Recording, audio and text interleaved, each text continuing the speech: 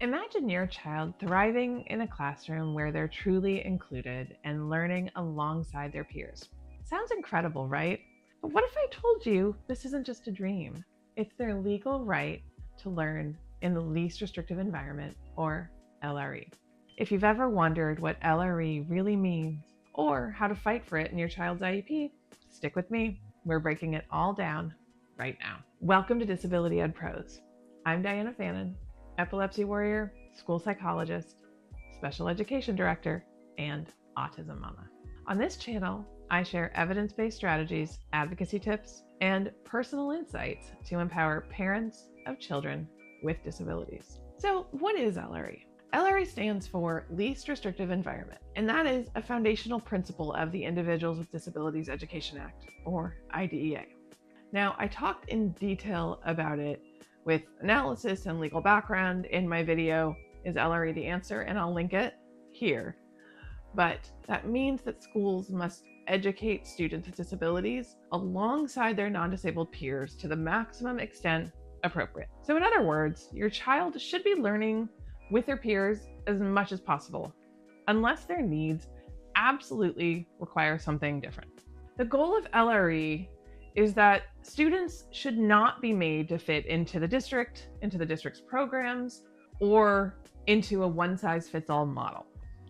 It is to provide the supports and services that every student needs to make inclusion work while respecting every child's unique needs. So what does LRE look like in practice? Let's talk about how it might look different in different placements. So I'm going to talk through a few examples. So in a general education classroom, a student with a disability would participate with their peers all day. They may receive supports like general accommodations, maybe a behavior support plan, and even a paraprofessional to help them sustain attention and focus. Now, let's look at another kind of a model. You could have a co-teaching model where there are two teachers, a general education teacher and a special education teacher, who collaborate to teach all students all day long. This model supports diverse learners without removing anyone from the classroom.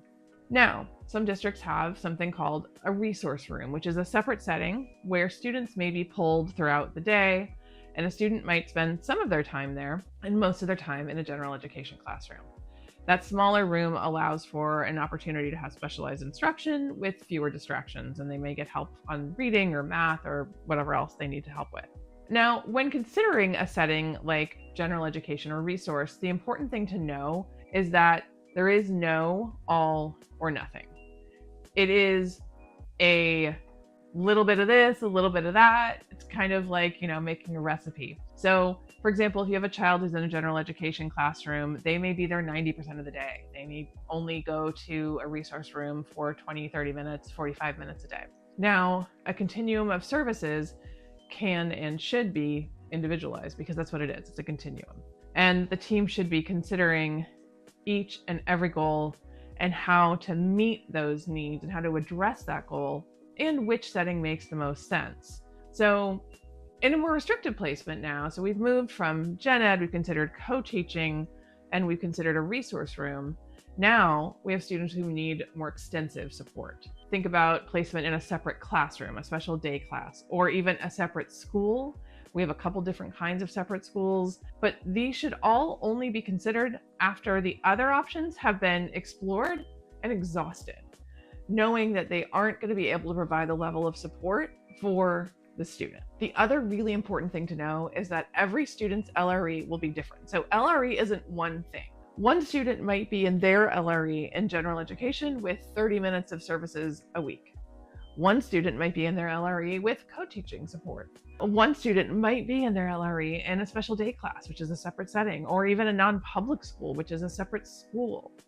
So it really is all about the student, and it is so highly individualized, and it should be. So to clarify, LRE is not a single place. It is a continuum of options. The key is finding the right balance of inclusion and support that works for your child, for every child. So how do you advocate for LRE during an IEP meeting?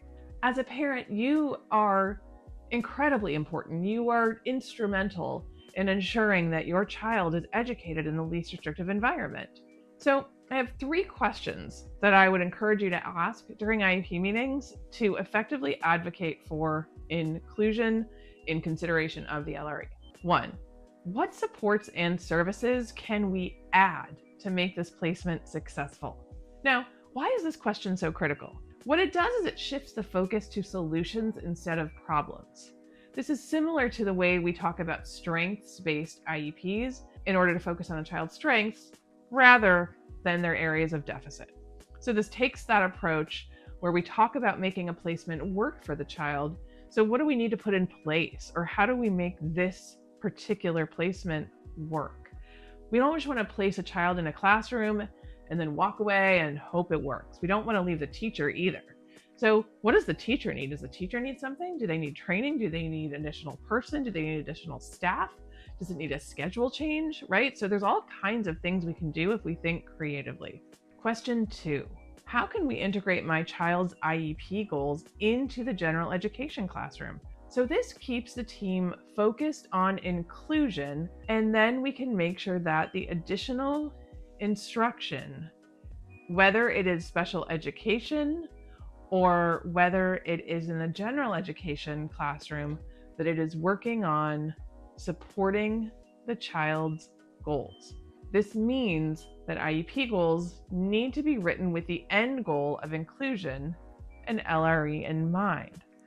So you want to make sure that the goals are getting your child closer to the standards, if it works for your child. So, and the third question, what opportunities are there for peer interaction? LRE is not just about academics. It is about belonging and relationships. Peer interaction should be more meaningful than just lunch and recess. If your child is in a more restrictive setting, like a separate classroom, when will they see peers? Now, even if your child is in a general education classroom, what does the school have set up as a way to facilitate meaningful peer engagement? Is there any kind of peer buddies or peer mentoring? Is there a buddy bench where kids can sit if they need a friend during recess? If it's a secondary placement, what ways are there of facilitating involvement in clubs, in social activities? Now, you may not come away with 1, information you like, or 2, plans, but you will get information. And that tells you a lot about the school culture and even district or just school priorities, because you'll figure out what's going on. And then you'll also learn what can you do, whether it's just you or whether it's other parent groups too, whether it's a PTA or special ed PTAs, inclusion teams. There's all kinds of ways to work toward supporting the school. So it doesn't mean it's a, oh no, this is terrible. It could mean, oh, there's an opportunity here for me to support the school community. Okay, so common LRE missteps. There are red flags you're going to encounter. So you're going to find that sometimes LRE isn't being properly considered. So what are those red flags, and what are the things that you're going to notice or that you should pay attention to? So 1, there should always be a discussion of the continuum of placement of options.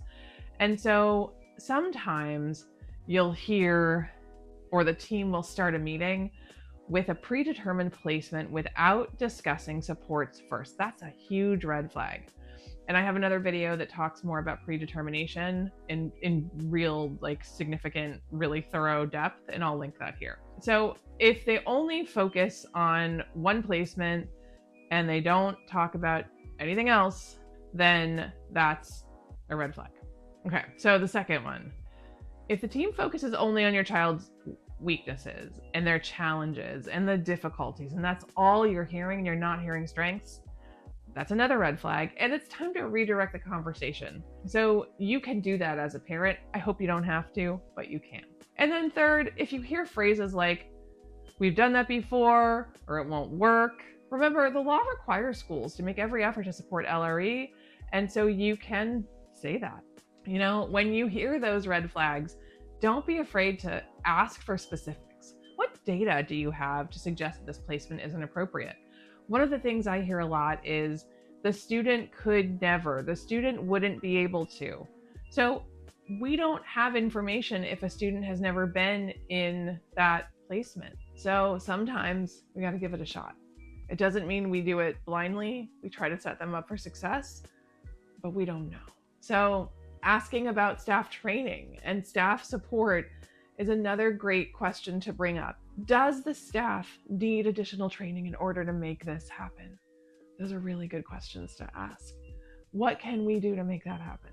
And then IEPs, you often have administrators there, so you have a really good audience. They may not always, again, have the answers, but they usually hear the questions you're asking and they're like, oh, I know why they're asking that. To recap, LRE means educating your child alongside their peers to the maximum extent possible with the right supports in place. It is not about fitting your child into the system. It's about making the system work for your child. And the good news is the law is on our side. If you found this video helpful, let me know. Drop a comment or like it, share, and send it to other parents so they can learn about it as well. I've also created a cool little toolkit that I think will be helpful. It's called the Inclusion Advocacy Toolkit. It's got some tips, some questions, some scripts to help you navigate your next IEP meeting. You'll find the link in the description below. And that's it for today. I'll see you in the next video. Thanks for being here.